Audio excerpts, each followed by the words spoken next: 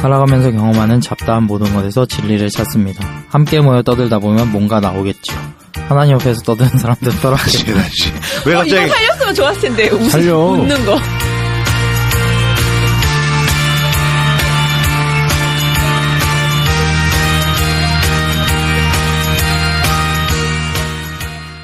네, 반갑습니다. 떠람대오입니다.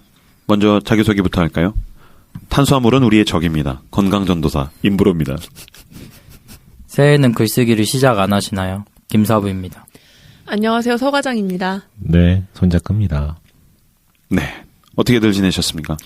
저는 지난주에 회심에 글쓰기 방송을 했는데 댓글이 주렁주렁 달릴 줄 알고 이번엔 진짜 올라오는 실시간 족족 글쓰기니까 아무래도 내가 좀 글쓰기에 내공이 엿보이는 댓글을 달아드려야 되겠다라고 항상 키보드를 준비하고 있었는데 댓글이 안 달려가지고 방송이 완벽했나 보죠. 그러니까. 그래서 그런가 보다. 왜 강의가 좋으면 질문이 없지 않습니까? 질문이 아니라 너무 좋았어요. 그랬으면은 뭐 이렇게 달려고 마음속에 단어들이랑 언어들이 막 뱅글뱅글 돌았는데 너무 압도적인 걸 보면 말이 안 나오는 거 있잖아. 그래서 저도 뭐 그런 식으로 약간 정신승리를 하긴 했거든요. 네. 근데 그랬어요. 맞아요. 너무 압도적이라서 그랬을 거예요. 어쨌든 저는 너를 비판하지 않기로 했어요. 저도요. 네. 오늘 칭찬하겠습니다. 네, 칭찬 스티커. 참 잘했어요. 우리 모두 대동단결. 네, 요즘 손자크가 성격이 많이 바뀌어가는 거. 그럼요. 네. 잘 살아야죠. 요새 기도 열심히 하고 계시다는. 아니요. 아니요. 네. 이제 나 좀만 지나면 적극적으로 이렇게 새신자 오면 웰컴도 하고. 그럼요. 그럼요. 그럼요. 그렇게 해야죠. 네. 그 숲에서 좋은 기운 많이 받으셨나 봐요. 네, 장난 아닙니다. 네, 알겠습니다. 지금 냄새 안 나세요? 피톤치도 냄새? 오늘 왜 그래 갑자기? 굉장히 유쾌하시네요, 네. 우리 네. 손유쾌님. 네. 네. 서 과장님 어떻게 지내셨습니까? 저는 지난주에 생일이었는데 네. 김사부가 우리 떠람대오 오픈 채팅방에다가 서과장 생일이라고 축하 댓글 요구를 해놔가지고 여러분들이 축하해 주셔서 너무 감사했고요. 네. 좀 뒤늦었지만 보헤미안 랩소디를 봤어요. 진짜 뒤늦게 보셨네요. 뒤늦게 봤어요. 영화관에서요? 아직 걸려 있더라고요. 저는 사실 퀸이라는 존재가 있다라는 것만 알고 그 노래도 그냥 너무 유명하니까 지나가면서 이제 듣기만 했었던 걸로 그 존재를 알고 있었는데 남편은 이제 70년대생, 저는 80년대생, 둘이 8살 차이가 나거든요. 그래서 저는 이제 영화 보면서 이제 그 영화 내용 자체만 받아들이면서 감상을 했고 조금 이렇게 눈물이 나더라고요. 남편은 집에 가는 내내 길거리에서 대성통곡을 하는 거예요. 아 진짜?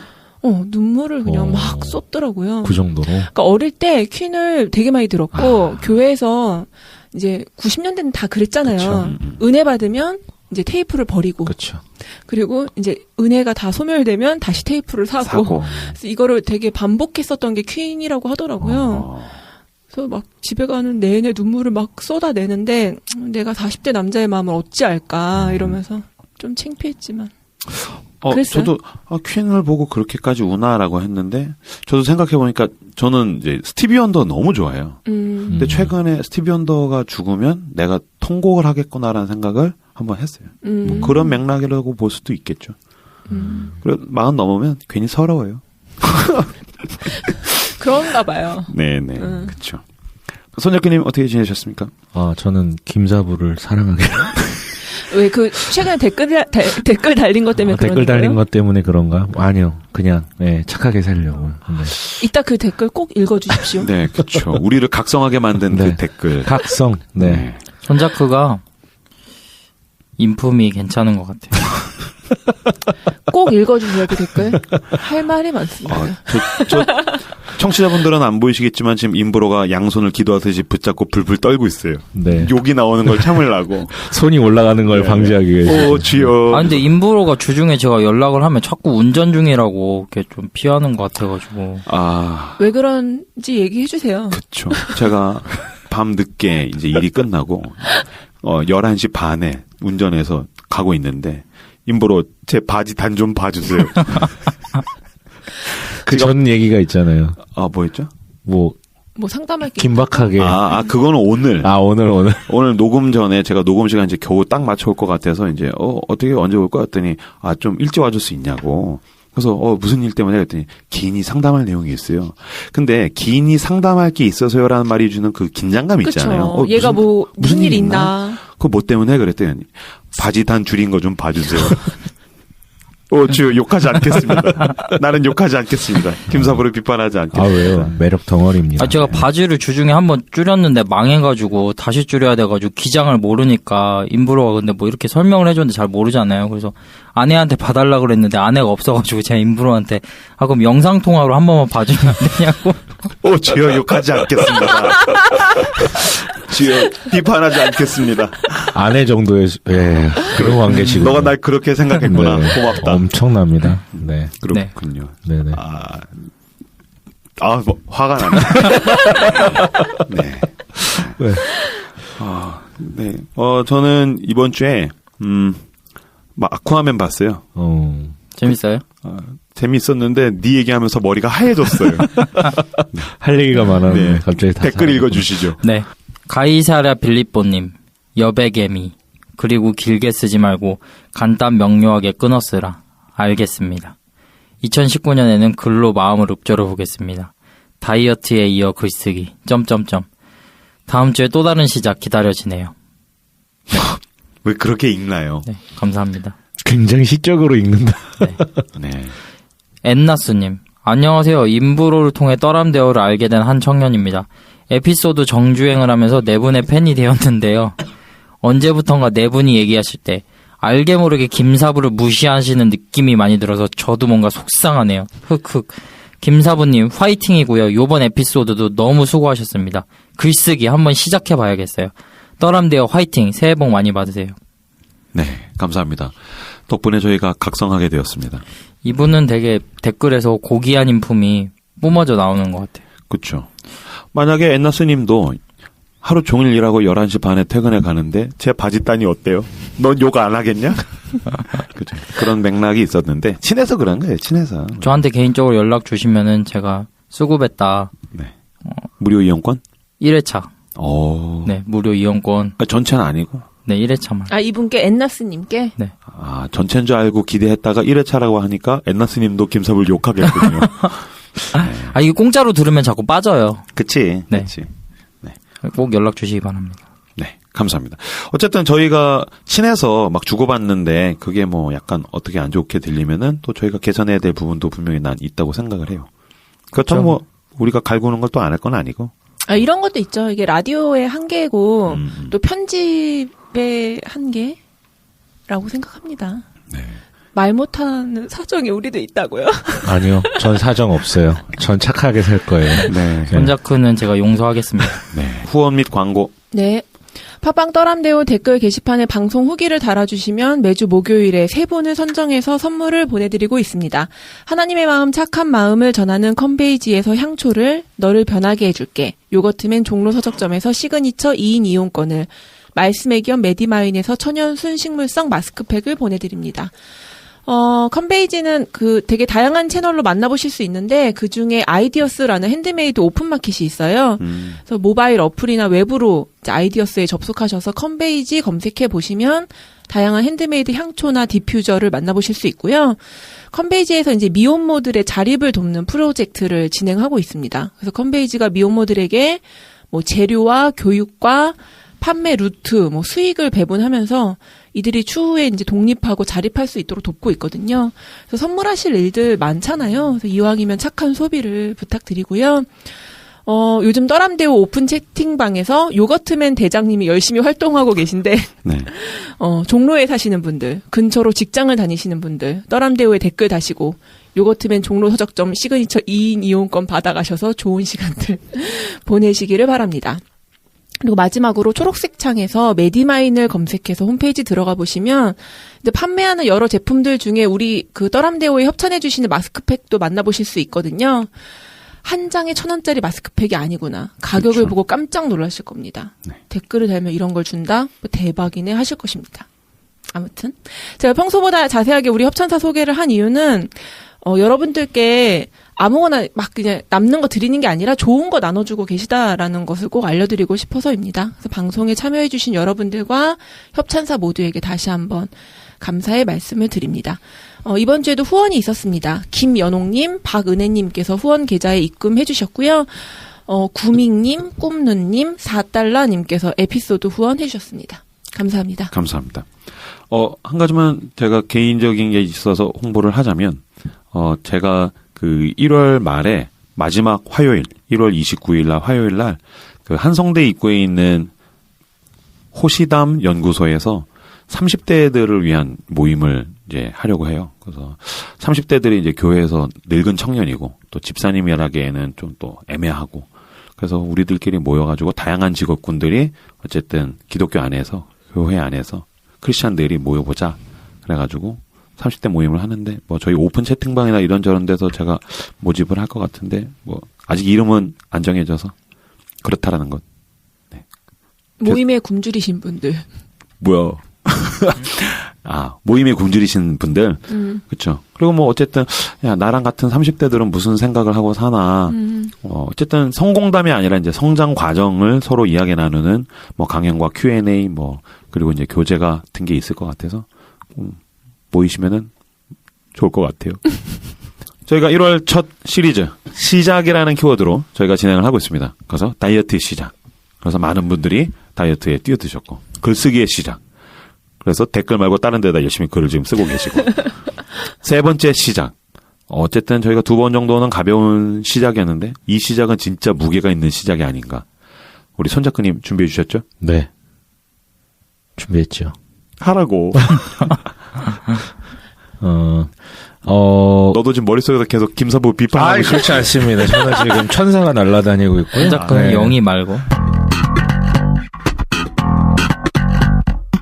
시작하면서 뭘 할까 이제 고민을 하다가 그냥 제가 좀 예전부터 공부하고 좀 정리가 필요하겠다라고 싶은 주제도 있었고 사실 이제 새해가 되면 꼭 이제 결심하는 것 중에 하나가 크리스찬이라면 한 번쯤은 고민하고 계획하게 되는 거 있지 않습니까? 성경 읽기. 성경 읽기. 근데 성경 읽기라는 게 쉽지만은 않아요. 보통은 창세기 넘어가고 출애굽기 한 19장 정도 되면 영이 탈출하기 시작하죠. 네. 쉽지 않은데 성경이 뭐고 성경이 어떻게 시작되었고 뭐 이런 내용들을 좀 한번 다루고 싶었어요. 네. 큐티 하세요? 네. 계속 하세요? 네. 큐티는 1년 내내 시도하는 것이죠. 그쵸. 네. 다이어트와 함께 계속해서 그쵸, 시도하는 그쵸, 것. 그쵸. 저도 새로운 마음으로 큐티 시도해서 며칠 정도 지금 성공을 하고 있어요. 아 그래요? 뭐 큐티 책을 가지고 하세요? 아니면? 네, 저 큐티 책으로. 큐티 책? 네네. 어떤 거? 큐티인 처음 들어보는데? 그건 어디 거예요? 우리들 교회. 그 김양재 목사님 있는 그 우리들 교회 그 제가 있는 공동체에서 그걸로 선택을 해가지고 그 같이 하는데 큐티인이 되게 좋은 게 한 페이지마다 그것을 큐티한 사람의 간증이 있어요. 그거 되게 큐티는 신기해. 매일 성경이죠? 왜요? 거기 누가 기고하나요? 소속되어 있나 보죠. 네. 네. 팔은 안 오르고 보니까요. 어린이 매일 성경에 왜요? 되게 훌륭한 칼럼이 연재되고 있더라고요. 진짜? 오. 서씨가, 네, 서씨 남정기. 죄송합니다. 네. 개드립이 난무하고 네. 있습니다. 매일 성경이 좋죠. 매일 성경 훌륭하죠. 그치? 저렴하니까. 네, 2달치가 묶여서 나오니까요. 가장 심플하죠. 뭐 하세요? 김사부는? 전 복 있는 사람. 너 내가 매일 성경 갖다 주잖아. 근데 저희 교회에서 그거 그걸로 누구한테 팔아먹지? 아니 그걸로 하라 그래가지고 솔직히 얘기해봐. 네? 그거 받아서 누구한테 팔아먹지? 나 그 생각을 못했네. 그래, 아무튼 이렇게 큐티를 시작을 하고 매번 실패하시는 분들도 많고, 뭐, 이렇게 말씀 묵상하시는 분들도 많은데, 성경을 보는 이유가 뭐죠, 저희가? 굉장히 이건 뭐 교회에서 많이 들었잖아요. 네. 성경을 보는 이유가 사실은 영의 양식 섭취.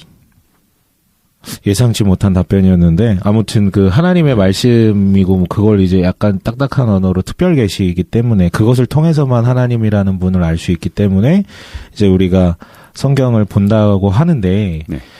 과연 이 성경이라는 것을 보는 것 이상으로 그 성경에 대한 이해, 성경 자체에 대한 이해가 좀 있다면 내용적으로나 그 어떤 형태라든가 그런 이해들이 있다면 조금 더 낫지 않을까라는 생각이 들어서요. 시작이라는 주제로 뭘 할까 하다가 이렇게 겸사겸사해서 이제 성경의 시작이라는 것을 좀 준비해 봤어요. 이거는 진짜 청취자분들도 감안을 해보실 필요가 있는 게 크리스찬들은 그냥 성경이 하늘에서 갑자기 뚝 떨어진 것처럼 이해를 하잖아요. 왜냐면 하나님의 말씀이야. 그러니까 우리는 완성된 성경을 보지만 사실 이게 어떠한 과정들을 통해서 성경이 되었는가. 근데 그것에 대해서 다루신다는 거죠. 그러니까 성경 읽기의 시작이 아니라 성경의 시작을 성경이죠. 이야기하시겠다는 성경 거죠. 내용과 성경이라는 것이 어떻게 형성되었는지를 아까 님브로가 얘기를 잘 해주셨는데 저희들 다 이제 성경 내용이 하나님의 말씀이라는 것에 대해서 동의하는 사람들이잖아요. 그렇죠. 기본적으로 임브로가 얘기했지만 우리는 예수님을 믿고 그럼요. 네.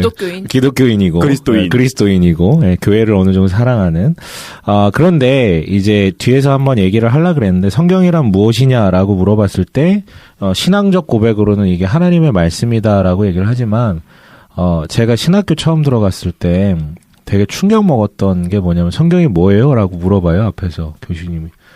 그러니까 뭐 사실 신학적 배경도 없고 지식도 없고 뭐 인문학적 뭐 생각도 없고 보통은 그래서 딱 들으면 하나님의 말씀이요. 뭐 이렇게 생각을 하는데 초장부터 조져놓더라고요. 성경은 책이죠? 라고 얘기를 하는데 저는 그때 굉장히 충격이었어요. 근데 사실은 지금 생각해보면 의미 부여가 좀 다른 거잖아요. 신앙적인 고백을 넣고 바라보는 성경은 하나님의 말씀이라고 우리가 받아들이지만 성경은 사실 책은 맞잖아요. 형태적으로는. 그쵸. 근데 여기에 대한 이제 관점이 없다 보니까 굉장히 이게 좀 피상적으로 바라볼 때도 있고 중요한 건 뭐냐면 성경을 책으로 보고 연구하는 어떤 수많은 관점들도 있고 이건 이제 소위 말해서 기독교 안에서도 있지만 신앙이 없는 사람들은 그냥 성경을 책으로만 바라보고 연구를 하고 대하거든요. 그쵸. 대화가 안 되는 거예요. 그러니까 이런 어떤 부분들이 있었고 제 인생 경험에 있어서 되게 충격이었던 게 제가 초등학교 4학년 때 TV에서 뉴스를 이렇게 아버지가 보시는 걸 봤는데 뉴스에서 이스라엘 예루살렘에 폭탄 테러가 일어난 사건이 뉴스에서 나오더라고요. 저는 그게 폭탄 테러가 충격이 아니라 어떻게 하나님의 나라를 아니 이스라엘 예루살렘이라는 곳이 실존하는 곳이구나 라는 충격이었었어요. 그걸 초등학교 때 처음 알았다고? 나는 그게 약간은 아니 그럴 수 있어. 나는 초등학교 때 맨날 유대인 얘기를 들었는데 그 유대인이 성경에 나오는 유대인이라는 거 알고 그쵸. 깜짝 놀랐어요. 맞아요. 저는 그 이스라엘이라든가 예루살렘이라든가 이런 게 성경에만 기록된 그러니까 세상과 전혀 관련이 없는 그러니까 이걸 신앙으로 받아들이긴 하는데 세상과는 전혀 별개의 이야기인 줄 알았거든요. 그럴 수 있죠. 네, 그게 되게 충격이었었어요. 그래서 뭐 또 다른 질문을 던져보면 예수님은 누구세요? 라고 물어보면 우리는 뭐라고 고백, 뭐 하나님의 아들 뭐 이런 어떤 신앙적 그리고 신학적 고백들을 하는데 사실 조금은 상식선에서 뭐라 그래야 될까요? 일반론적으로 예수님 누구세요? 라고 물어보면 다양한 답변이 있을 수 있지만 유대인이잖아요. 유대인. 약간 좀 결이 다른 답변이지만 예수님 유대인이었거든요. 30세. 30세 뭐 이런 거 30세? 우리 모임 나와야겠네. 네. 초대합니다. 네. 초대합니다. 예수님 오세요. 네. 자, 아무튼 유대인이고 그러니까 그런 어떤 그 유대 땅을 살아가는 유대인이라는 혈통 가운데 살았고 그 안에서 말을 했고 그런 억양을 갖고 그런 표현을 했고 그런 어떤 문화와 토양 가운데 살았던 것이죠. 그러니까 이런 관점으로 오늘 조금 봤으면 좋겠어요. 저희가 다시 얘기하지만 제가 다시 얘기하지만 하나님의 말씀으로 보고 뭐 이런 어떤 신앙적 고백들, 신학적 고백들이 있지만 약간 이제 세상과 괴리된 게 아니라 그런 어떤 흐름 가운데 조금 성경을 객관적으로 그리고 조금은 이제 삼자적 관점으로 요런 어떤 내용들에 대해서 듣고 좀 이해할 수 있는 시간이 있으면 좀 더 의미 있지 않을까라는 생각을 합니다. 그래서 성경을 아예 성경 내부적으로만 얘기를 하는 게 아니라 세계 문명이랑 좀 연계해서 좀 이렇게 설명을 조금 추후에 하고 싶어요. 그래서 제가 다른 패널들한테도 좀 양해를 구했는데 되게 좋아하긴 했는데 아무튼 정리하다 보니까 분량이 좀 많더라고요. 그래서 축약하는 것보다는 성경이라는 거는 어쨌든 그리스도인들에게 한 번쯤은 좀 직면해야 되는 부분이라고 생각을 해서 2주간 좀 진행을 하려고 하고요.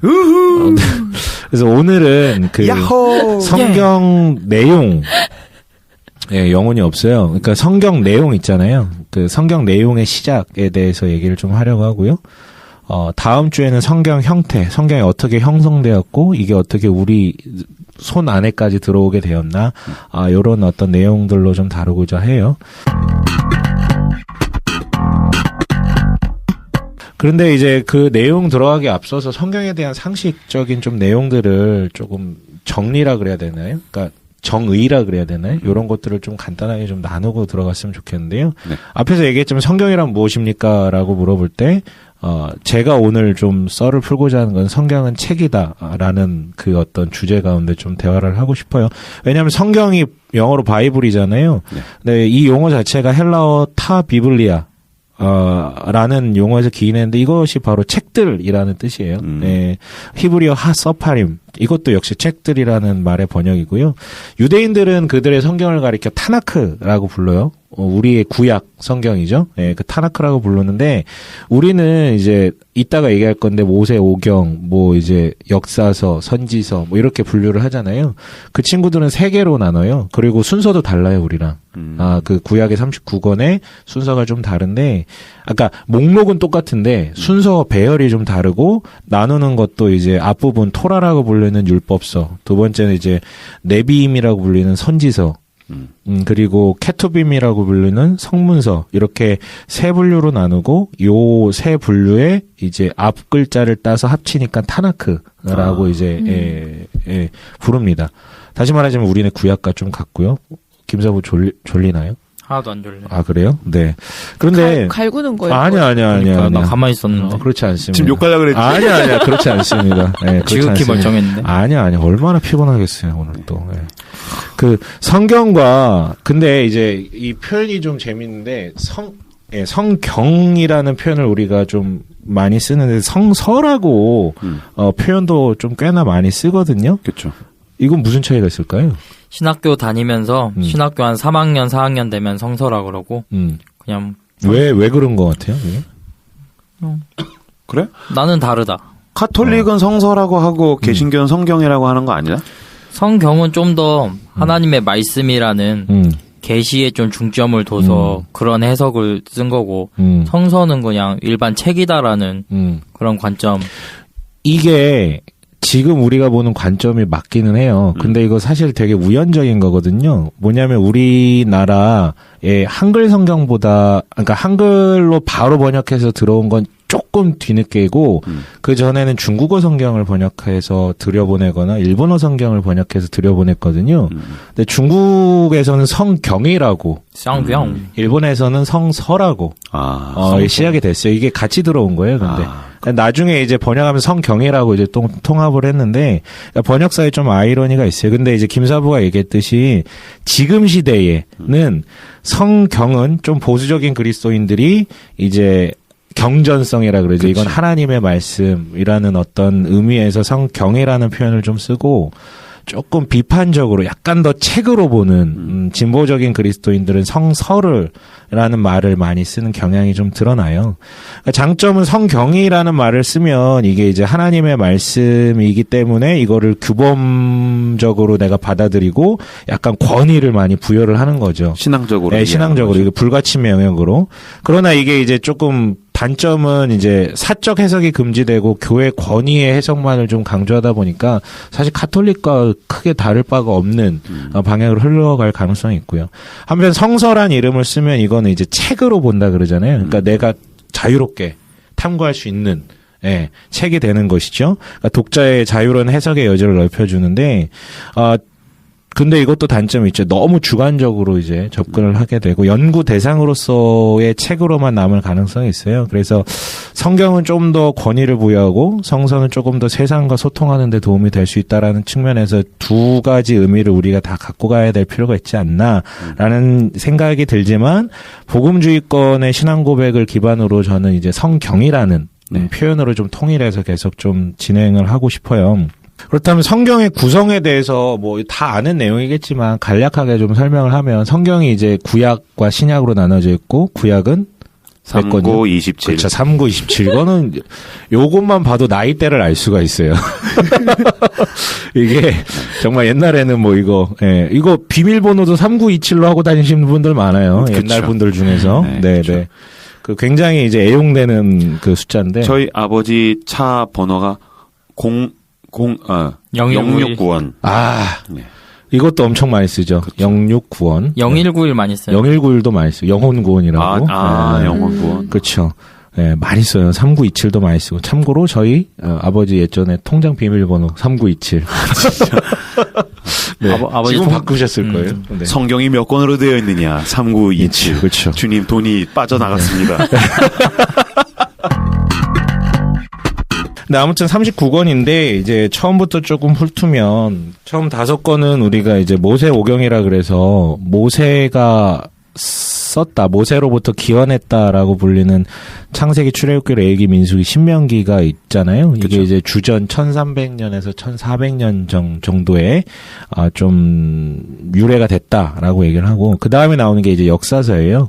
구약 특히 이제 이스라엘 민족의 어떤 역사에 대해서 기록하고 있는데 여호수아부터 사사기, 룻기, 사무엘 상하, 뭐 열왕기 상하, 역대 상하, 에스라, 느헤미야 에스더까지를 이제 역사서로 좀 묶죠. 이거는 여호수아서가 주전 1300년대부터 이제 쭈루루루 해가지고 에스더서가 이제 400년, 주전 400년 정도에 쓰여졌다라고 얘기를 하고요. 그 다음에 나오는 게 이제 지혜서라고 표현을 하죠. 욥기, 시편, 잠언, 전도, 아가서까지. 그래서 이거는 좀 연대가 좀 광범위한데 욥기는 이제 모세 시대까지도 이제 추정을 해요. 그리고 이제 잠언전도 아가서 같은 경우는 솔로몬을 통해서 쓰여졌다라고 하지만 그 외의 저자들도 좀 꽤나 많고요. 그리고 이제 선지서가 나오죠. 예언서라고도 하는데 대선지서, 소선지서로 나눠요. 그러니까 이게 뭐 선지자가 되게 크고 작고 뭐 위대하고 뭐 미약하고 이런 부분은 아닌 것 같고 분량에 따라서 좀 나눠요. 근데 이제 대선지서에는 이사야서, 예레미야, 예가, 에스겔, 다니엘 이렇게 분류가 되고 소선지서는 그 뒤에 짜잘한 거. 여기 짜잘한 거? 우리 이제는 스바냐 1장 펴보세요. 그럼 못 찾잖아요. 스카리아? 스카리아. 슥슥슥슥. 네, 이거 못 찾잖아요. 이건 정말 어렵습니다. 호세아, 요엘, 뭐 아모스, 오바디아, 요나, 미가, 나움, 하박국, 스바냐, 학개, 스가랴, 말라기. 네, 각자 이제 주전 700년부터 주전 500년 사이에 이제 지어졌다라고 추정을 합니다. 그리고 이제 신약으로 넘어오면 27권이죠. 복음서라고 불리는 마태, 마가, 누가, 요한 복음이 있고요. 각자 그 저자의 이름을 딴 복음서입니다. 그리고 그 다음에 신약에도 역사서가 있죠. 뭐냐면 사도행전, 네, 이게 따로 분류가 돼요. 그래서 이제 누가복음의 저자 누가가 사도행전까지 패키지로 좀 저작을 했고요. 그 다음에 나오는 게 이제 서신서들인데 대표적으로 신약 성경의 거의 3분의 1을 홀로 정말 욕심도 많게 이렇게 저작으로 남기신 우리 폴 형님, 바울 서신이 로마서, 고린도 전후, 갈라디아서, 에베소서, 빌립보서, 골로새서, 데살로니가 전후서, 디모데 전후서, 디도서, 빌레몬서까지요. 히브리서는 예전에는 바울이 지었다라고 많이들 얘기했는데 최근에는 바울 저작서를 거의 부정합니다. 거의 인정하지 않죠. 거의 인정하지 않습니다. 그래서 히브리서부터는 이제 공동서신이라고 표현하고요. 그러니까 바울이 아닌 나머지 사람들의 어떤 서신이라고 보면 될 것 같고 히브리서, 야고보서, 베드로 전후서, 요한 1, 2, 3서, 유다서 그리고 이제 대망의 보기만 해도 오금이 저려버리는 계시록, 묵시록이 있죠. 이게 이제 바로 요한 계시록. 신약 성경 중에 가장 마지막에 지어지고 가장 오래 사셨죠. 사도 요한이. 그래서 한 서기 90년 정도에 기록된 것이라고 추정을 합니다. 신천지가 제일 좋아하죠. 그렇죠. 너무 좋아하죠. 이단들이 제일 사랑하는 계시록. 너무 사랑합니다. 성경은 그래서 그 책 모음집이에요. 그러니까 그 안에도 책들이 66권이 있는 거고 이것을 이제 하나로 묶어놓은 게 성경이라는 것이죠. 그런데 지금 여기서 오해하면 안 되는 게 제가 뭐 간략하게 뭐 그 저작 시기라든가 저자들에 대해서 얘기 안 한 사람들도 있지만 이렇게 얘기를 했는데요. 그 저자와 시대 배경으로 추정일 뿐이고 이게 세 단계로 좀 분류를 할 필요가 있는데요. 그 내용이 생성된 것과 이게 문자화돼서 기록된 것과 이 기록된 걸 모아서 책으로 낸 것은 시기가 달라요. 그러니까 이것을 좀 오해하지 않았으면 좋겠어요. 그래서 약간 이제 책으로 대하시는 분들이 막 그 모세 오경도 심지어 이제 모세 저작서를 부인하시는 분들도 있는데 모세 저작을 믿어도 그것이 책으로까지 나온 것은 지금 가장 설득력 있는 그 뭐죠? 발언은 에스라 시대에 이게 다 최종적으로 책으로 남겨졌다라고 얘기를 해요. 근데 그 내용이 에스라 시대에 생성됐다라는 게 아니라 구전이라든가 아니면 단편적인 문서들로 이제 전해져 내려오던 게 이게 최종적으로 이제 문자화돼서 책으로 엮어진 것은 에스라 시대 아마 최종적으로 다 엮어진 것이 아닌가라고 얘기를 합니다. 그러니까 이런 부분에 있어서 우리가 굳이 오해할 필요는 없는 것 같아요. 다만 신약은 요한 서신을 제외하고는 대부분 한 주후 50년에서 70년경에 대부분 작성이 됐죠. 진짜 일찍 써져 있는 거죠. 그렇죠. 복음서를 비롯해서 특히 바울 서신이 조금 더 먼저 정립이 됐어요. 모여진 것 자체는. 그건 이제 다음 주에 좀 얘기를 하고 싶습니다. 그렇다면 저자는 누구일까요? 성경의 저자. 임브로요. 왜요? 야, 너 되게 위험한 발언이다. 어떻게 수습할래? 진짜 어떻게 하려고. 난 오히려 성경의 저자는 누굴까요? 그래서 두란노요. 뭐 이런 거 할 줄 알았지.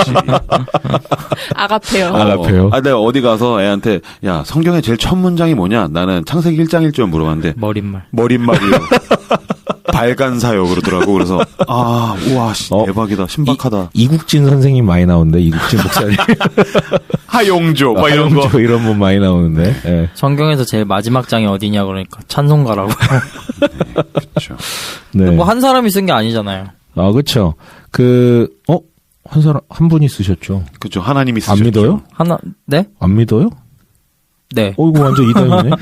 난 김사부를 욕하지 않겠습니다. 저도 욕하지 않겠습니다. 네.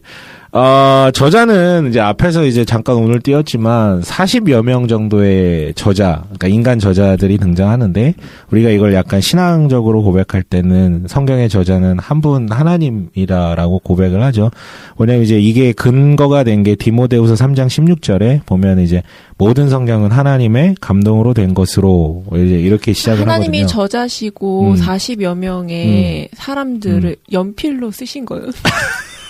몽당 연필? 야, 위험한데? 위험한데? 네네. 다 달았겠네.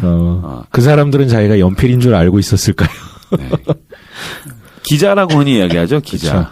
이렇게 고백하는 이유는 수천 년의 역사를 담고 있고 40여 명의 어떤 다 각기 다른 기자 혹은 뭐 저자라고 표현할 수도 있는데 굉장히 다양한 필진과 다양한 문화, 다양한 시대, 다양한 주제를 다루지만 그 어떤 내용이 일관되게 흔들림 없이 하나로 꿰어지기 때문에 이것은 약간 기적적인 영역이다라고 고백을 하면서 이걸 신앙을 담지해서 어쨌든 하나님이 이 성경의 저자다라는 신앙적 고백을 하고요. 하지만 그럼에도 불구하고 그 기자라고 불리는 40여 명을 무시할 수는 없거든요. 그러니까 여기서 이제 논쟁이 발생이 되는 거예요. 이게 뭐냐? 말이 되냐? 그러면 어떻게 하나님이 저자이면서 동시에 사람이 이걸 쓸 수 있냐? 이게 굉장히 좀 문제예요. 그래서 하나님 신앙을 근간으로 받아들이는 사람이라면 어쨌든 디모데후서의 말씀대로 하나님의 감동으로 되었다. 이게 좀 약간 옛날 버전으로 영감으로 되었다. 그 영감이 그 영감 아니죠? 네. 그렇군요. 네. 영감. 난 우리 복덕방 영감님인 줄 알았더니 아니군요. 영감. 네. 그 영감이 아니라 이제 마음을 감동한다라는 그런 뜻인데, 그렇다면 이 감동을 수용하면서 어떻게 인간이 그것을 기록된다라는 것을 어떻게 받아들일 수 있는가에 대해서 이제 좀 논란이 있어요. 그래서 한 4가지 정도의 설이 있거든요. 이게 추정이지만, 하나는 아까 얘기했던 몽단 연필. 몽당 연필설, 사람을 연필로 쓰셨다라는, 이걸 이제 약간 딱딱한 용어로 기계적 영감설이라고 부르고요. 아니, 그 연필로 쓰셨다는 의미를 제가 그냥 웃자고 한 얘기긴 한데. 아니야, 너 자유주의자잖아. 기계적 영감설로 이야기한 건 아니에요. 맞아요. 그러니까 도구를 사용하셨다라는 거죠. 그쵸. 기계적 영감설이라고 하고, 이것을 이제 좀 다른 말로 축자 영감설이라고도 하는데요. 그러니까 성경 기자들은 하나님이 들려주시고, 얘기해주신 것, 입으로 불러준 것만을 기록하였으므로, 그것은 정말 기자죠. 받아 적은 필사만 한 사람들. 그러니까 성령의 말씀이 흘러나오는 통로에 지나지 않았다라고 설명을 해요.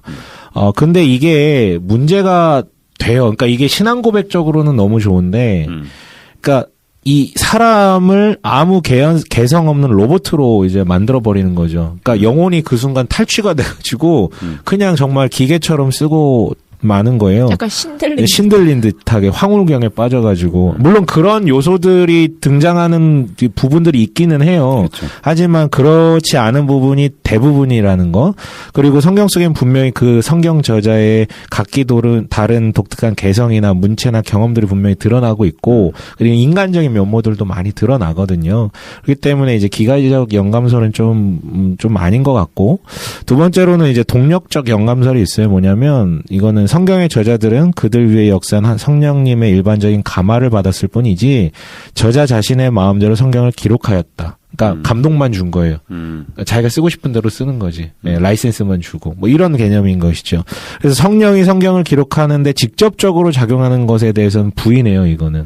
네, 그러니까 라이센스만 주고 모든 것은 프리하게 저 사람이 알아서 쓰게끔 도셨다라는 것인데, 이렇게 이제 가기 시작하면 계시로서 받아들이기 좀 어려워지는 것이죠. 특별 계시로서. 특별 계시로서 받아들이기는 좀 어렵고 좀 인간의 소산물에 가까울 수 있어요. 하지만 이것도 어쨌든 뭐 영감이라는 것 자체는 어느 정도 수용하는 상태에서 이제 썰을 푸는 거고요. 세 번째는 유기적 영감설이라고 부를 수 있는데, 이거는 좀 균형을 맞춘 거죠. 하나님은 인간 기록자들을 통하여 자신을 계시하고자 할 때 성경의 기록자인 선지자나 사도의 내적인 인간성, 재능, 교양, 용어, 문체를 최대한 활용하셨다라고요. 그러니까 이 사람에게 감동을 주고 이 사람을 끌고 가고는 있지만, 그렇다고 그 사람의 의지를 막 없애버리거나 그런 상태가 아니다라는 것이죠. 그러니까 협력이라는 표현이 좀 그렇지만 하나님께서 주관하시지만 이 사람의 어떤 역할을 충분히 존중해 주시는 중에 조화롭게 완성되도록 하셨다라고 표현할 수 있고요. 그리고 이거 마지막은 약간 골 때리는데 자연적 영감설이라 그래서요. 하나님이 모든 인간에게 거하심으로 모든 인간은 영감을 받았다. 이러한 견해의 최종 결론은 뭐냐면, 성경뿐만 아니라 모든 것이 다 영감된 활동이라는 것이죠. 이게 좋게 말하면 이런 거고, 나쁘게 말하면 성경도 특별한 건 아니다. 왜냐면 다 영감 주셔서 하는 일이지 뭐 그것만 영감이 있냐라고 표현을. 그럼 이거 모두가 신앙의 대상이라는 거야? 아니면 그냥 다 인간적인 거라는 거야? 좋게 얘기하면 그거고 나쁘게 얘기하면 반대고. 네. 둘 다 이제 얘기가 되는 것이죠. 네네. 근데 이거는 이제 굳이 이거에게 특별함을 부여하기 싫은데, 그럼에도 불구하고 감동을 받아들이는 이 어떤 조화를 이루기 위해서 약간 무리한 어떤 견해로 보여요. 그러니까 여기서 이제 논란이 될 수밖에 없죠. 그러니까 최종 편집자, 저자를 인간으로 둘 것인가 아니면 하나님으로 둘 것인가, 여기에서 저는 조금 복음주의와 자유주의가 조금 나뉘는 굉장히 큰 뭐라 그럴까요? 분기점이라고 볼 수 있을 것 같아요. 결국 성경을 바라보는 관점에 있어서 자유주의 신학과 복음주의 신학이 좀 갈린다라고 저는 생각을 하는 거거든요. 다른 요인들도 있겠지만 이것은 이제 결국은 믿음을 기반으로 해서 성경을 바라보는 관점이냐 아니면 그냥 책으로부터 시작을 하느냐의 그런 어떤 차이인 것 같고요. 그런데 이제 또 나아가서는 하나님이 인간을 그렇다면 어느 정도까지 작업에 포함시켰느냐에 따라서 이제 관점이 차이는 나는데, 복음주의권 안에서도 굉장히 다양한 견해가 있을 수밖에 없고요. 그런데 여기 안에서도 이제 인간을 배제하고 극단적인 어떤 기계적 영감설, 정말 연필로만 쓰셨다. 이런 건 이제 굉장히 근본주의로 흐를 가능성이 있죠. 그냥 그렇죠. 정말 문자 그대로 해서 14만 4천 명 구원 받아야 되고 뭐 이런 거. 예. 근데 이거는 정말 극단과 극단은 마주하는 것 같아요. 그러니까 이건 단순히 인간의 책일 뿐이다라고 얘기하는 자유주의와 극단적인 어떤 근본주의적인 어떤 사례는 결국 극과 극은 만나는 것 같아요. 근데 이제 좀 저는 개인적으로 좀 궁금하기도 하고 좀 뭐라고 해야 될지 모르겠는데 영감이라는 게 정말 본인들이 그것을 깨닫고 하나님 지금 나에게 영감 주셨다. 영감이 막 밀려온다. 인식했을까? 인식을 하고 깨닫고 그런 어떤 신비적 힘에 이끌려서 작성한 것일까?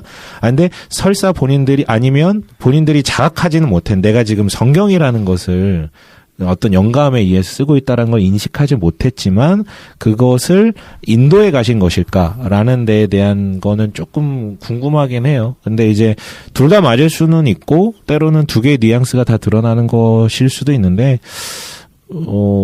어떻게 생각하세요? 나 그렇게 생각해요. 둘 다, 그러니까 알 수도 있고, 모를 수도 있어. 근데, 보니까 내 삶을 놓고 봤을 때에도 내가 하나님과 내 신앙을 따라간다. 신앙의 길을, 그리스도의 제자의 길을 따라간다라고 했을 때, 둘 다 맞는 것 같아. 긴가민가 하면서 가는 거잖아. 마찬가지로 그들도 뭔가는 기록하고 싶고, 쓰고 싶고, 남기고 싶어서 써야 된다라는 것과, 어쩌면 이게 하나님이 나한테 굉장히 중요한 일을 지금 맡기고 있다라는 생각도 들었을 테고, 내가 지금 뭐 하고 있는 짓이지? 근데 또 쓰지 않으면 견딜 수 없는 마음들도 있었을 테고, 여러 가지 속에서 인생이란 게 다 그러지 않았겠어. 근데 그게 하나님의 진리의 영감 속에 있었다. 난 사실 내가 생각하는 유기적 영감설은 그런 거거든요. 네. 근데 성경 저자들이 성경 쓰려고 성경 쓴 건 아니잖아요. 그러니까, 이게 성경이 되겠지? 그쵸. 내가 성경 써야지. 나중에 1000년 정도 흐르면은 사람들이 예배 시간에 내 말씀을 읽겠지? 뭐 이렇게는 안 썼겠지. 맞아요. 그럴 것 같아요. 저도 그렇게 좀 생각을 해요. 그리고 뭐 일부에 이거까지만 얘기를 하고 좀 일부를 접어야 될 것 같은데 정경이란 표현이 있어요. 그러니까 지금 아까는 성경과 성서의 어떤 의미적 차이에 대해서 좀 얘기를 했다면 정경이란 표현이 있는데 이거는 좀 중요해요. 그리고 여기에 대해서 딴지를 거는 사람들이 되게 많거든요. 왜냐하면 제가 질문 하나만 해볼게요. 예수님의 말씀 다 성경에 기록되었을까요? 아니요. 왜요? 왜요? 네? 왜요? 뭐, 안 기록된 것들도 많겠죠. 더 많이 했잖아요. 안 기록된 아니면 예수님의 말씀이 기록으로 남은 건 다 성경에 들어갔을까? 지금 김사부가 얘기한 거는 기록 안 된 말씀들이 있을 수 있다라는 거잖아요. 근데 기록됐다면 그럼 기록된 건 다 성경에 들어갔을까? 아니, 그 사람들이 적은 사람들이 뭐 컴퓨터가 아니니까 그 사람들의 뭐 기억력이나 예수님이랑 같이 있었던 것들만 이렇게 적었겠죠. 예수님이 직접 뭐 이거 내 이야기니까 쓰고 간다. 그렇게 쓰고 가진 않았잖아요. 그러니까 예수님이 말씀한 걸 사람들이 공증한 상태에서 어쨌든 기록해서 사람들이 다 인정해서 이거 예수님의 말씀이라고. 그런 것들은 다 성경에 들어갔을까요? 그거는 제가 구시대 사람이 아니어서 모르겠는데. 아니 뭐 그때 자유주의 신학편에서도 나눴지만 추후에 발견된 고문서에 예수님의 어록이 담겨져 있는 문서가 발견이 됐고 맞아요. 그건 정경에 들어가지 않았죠. 네, 맞아요. 뭐 예를 들면 마리아 복음서 같은 경우에도 네. 마리아와 예수님의 대화가 들어가 있지만 그거는 네. 뭐 제자들에게 인정도 받지 못했고. 그렇죠. 제자들에게 인정받은 거는 제자들에게 인정받은 것 중에서도 들어가지 못한 게 있죠. 그쵸. 야고보 복음서라든지 네네네네. 뭐 이런 것들. 맞아요. 그러니까 예수님 이 얘기를 왜 했냐면 우리가 하나님의 말씀이라고 빼도 박도 못하게 가장 확실하게 얘기할 수 있는 건 예수님의 말씀이잖아요. 그쵸. 다른 인간들 거는 뭐 그냥 논란의 여지가 있다고 해도 예수님의 말씀은 당연히 하나님의 말씀이라고 우리가 생각을 하는데 예수님의 말씀이 기록으로 남은 것들이 중에 성경에 포함되지 않은 것들이 있다라는 거예요. 성경 아니면 정경. 정경. 그렇죠. 정경. 그러니까 우리가 얘기하는 성경이 이제 정경화된 게 이제 성경이라고 얘기를 하는데 네. 그러니까 이런 것들부터가 이제 논란이 될 수 있는 거예요. 그렇다면 그건 왜 제외됐냐? 뭐 이러면서 그렇다면 성경이 처음부터 있는 게 아니라 사람들이 만들어낸 거네? 뭐는 넣고 뭐는 넣지 않고 그러니까 교리를 만들고 그쵸. 그 교리에 부합하는 성경만 그쵸. 정경으로 인정했다라는. 그리고 이제 정치적으로 누군가를 척결하기 위해 그들이 주장하는 그 부분들을 제외시키고 요쪽 것만 남겨놨다. 뭐 이런 어떤 논란들이 생기거든요. 그러니까 이 부분에 대해서는 이제 다음 주에 좀 더 내밀하게 좀 얘기를 하고 싶고 야, 오늘은 입질만 던져놓고. 아니요. 오늘은 정경이라는 부분은 조금 이제 이해를 해야 될 것 같아서. 그러니까 지금 서 과장도 얘기했지만 예수님의 수많은 수많은 말씀이 신약에 최종적으로 포함되지 않은 채 초대교회에서 회람되고 있었어요. 그것들 중 일부는 고대 성경사본에 잔존하거나 교회 구전 전통의 형태로 회람되었고, 수많은 초대교회 교부들이 그것들을 언급을 해서 실제 있었고, 그것을 본인들도 이제 사용을 했고, 이 말씀들은 일반적으로 아그라파라고 불리는데요. 대부분의 학자들이 이 말씀들의 대다수가 예수님의 것이 아니라고 인정을 해요. 그러니까 예수님의 것처럼 보였었지만 검증을 해보니까 예수님의 말씀은 아니었다. 하지만 그 부분 중에 일부분은 예수님의 말씀이 확실하다라는 것들도 있다라는 것이죠. 하지만 그럼에도 불구하고 제외된 경우가 있다라는 거예요. 문서가 됐음에도 불구하고. 그렇기 때문에 이게 이제 예수님의 말씀이라고 다 성경에 기록되지 않았는데, 그렇다면 정경이란 뭐냐? 이제 캐논이라고 부르는데, 이 말의 원뜻은 거리 혹은 길이를 측정하는 자예요. 측량 도구. 그래서 이제 다른 말로 규격, 표준이라고 표현할 수 있는데, 그런 면에서 이제 기독교인들에게 그들의 정체성, 믿는 바, 그리고 무엇을 해야 하는지에 대한 것들을 제공하는 책이라는 관점에서 모든 기독교인들을 위한 표준이다라는 뜻의 캐논이라는 말을 쓰고요. 통칭 성경이라 함은 66권으로 확정된 정경화된 어떤 책들의 모음을 66 그 성경이라고 표현을 하는 것이죠.